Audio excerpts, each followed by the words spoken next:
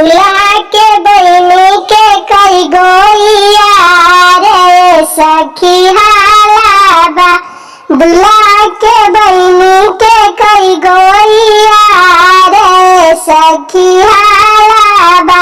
अरे छाती से ओढ़नी चलेली उतारे सखी हालाबा।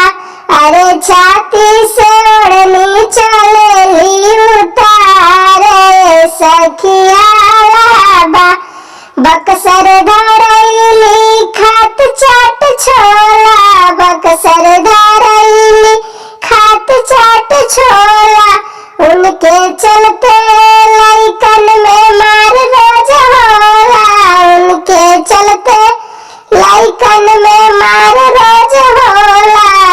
अरे कुंवारे में सुनैल बा नया समाचार गौआ